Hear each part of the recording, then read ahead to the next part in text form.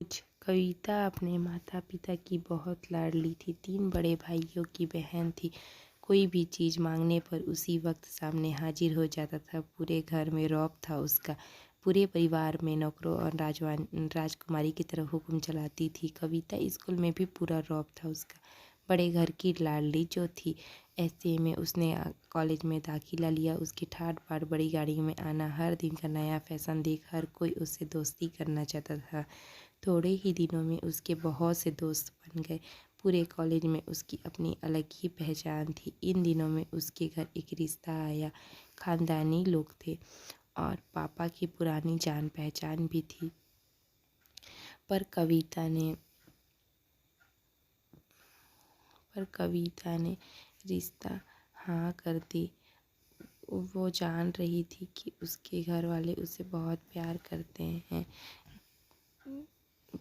परिवार बहुत प्यार करता है, सब कुछ अच्छा ही होगा। लड़के का नाम राज था। राज काफ़ी पढ़ा लिखा समझदार था। ससुराल वाले बहुत अच्छे थे। शादी हो गया उसका। कोई भी कार्य कविता के सलाह के बिना नहीं होता था। सबकी लाडली बहू बन गई थी। फिर उसके घर एक बेटे का जन्म हुआ। राहुल कविता को जान से भी प्यारा था। पोता पाकर ससुराल वाले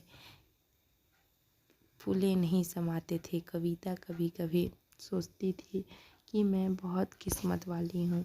उसका हर घर में सब कोई उसे कितने प्यार करता है। चाहे जीवन में कैसा भी समय आए, पर मेरे साथ मैं कभी अकेली नहीं हूँ। बहुत खुशकिस्मत हूँ। पर शायद कविता की खुशियों पर किसी की नज़र लग गई थी। वे राज को एक दिन बोलती है कि मायके आज चलते हैं। रास्ते में उनकी गाड़ी अन्य गाड़ी से टकरा गई। कविता, राज और राहुल बहुत बुरी तरीके से जख्मी हो गए।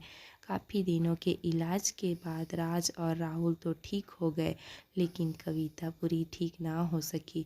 सर पर चोट लगने के कारण वह अपनी आंखों की रोशनी खो बैठी थी। अब कविता की किस्मत जैसे उल्टे पांव चलने लगी। मायके वाले कुछ दिनों तक उससे मिलने आते रहे, फिर कभी कभार फ़ोन ही करके पूछ लेते थे अब कैसी हो। धीरे धीरे ये सिलसिला भी कम हो गया। ससुराल वाले की सहानुभूति भी कम होने लगी। घर में किसी को पास बैठने के लिए कहती तो जवाब मिलता बहुत काम है, अब तुम भी हाथ नहीं बटा सकती। राज भी चिड़चिड़ा हो गया था। बस राहुल ही था, उसके साथ हंसते खेलते रहता था। एक दिन कविता के हाथ से कुछ सामान गिर गया, जिसकी वजह से राहुल को हल्की सी चोट लग गई। कविता के सास ससुर ने राहुल को उससे अलग कर दिया, कहीं उसके ना देखने की वजह से बच्चे का नुकसान न हो जाए। कविता अंदर से टूट चुकी थी। एक दिन उसने सबके सामने मायके जाने की इच्छा रखी तो राज उसे तुरंत मायके छोड़ आया, जैसे कि वह यही चाहता था। लेकिन राहुल को उसके साथ नहीं भेजा। कविता कभी राहुल से दूर नहीं रही थी। बस अपनी कमी के कारण वो कुछ न बोली गई राज के साथ। और उसे कविता को घर पहुंचने पर लोग सब बहुत खुश हुए। खाने में सबने कविता के पसंद का ही बनाए।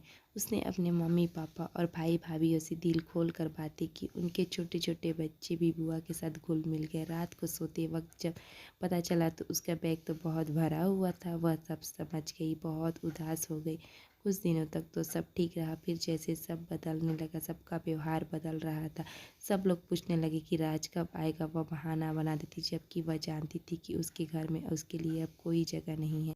हाथ से लगकर एक कीमती फूलदान टूट गया। छोटी भाभी ने बहुत हंगामा मचाया। कविता के माता पिता रोज रोज के झमेले से तंग आ गए थे। उन्होंने राज को खुद से फ़ोन कर दिया। राज कविता को अपने घर ले गया।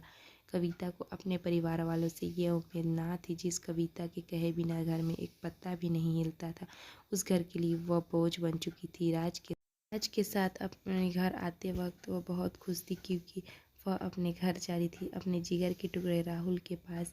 परंतु यह खुशी कुछ पल की ही थी। सारा बंदोबस्त पहले ही किया हुआ था। कविता को सीधे ऊपर वाले कमरे में पहुंचा दिया गया। राहुल से नहीं मिलने दिया गया। एक काम वाली लता को उसकी जिम्मेदारी सौंपी गई, जो उसके खाने पीने जैसी ज़रूरतों का ध्यान तक चुप ही रहती। कभी कभी काम वाली लता से थोड़ा बतिया लेती। उसके जरिए राहुल का पता चल जाता। सबकी लाडली बेटी और बहू के लिए लाठी बोझ बन चुकी। आपको मेरी यह कहानी पसंद आए तो लाइक के बटन को दबा दीजिए, और अगर आप चैनल में नए हैं तो चैनल को सब्सक्राइब कर दीजिए। धन्यवाद।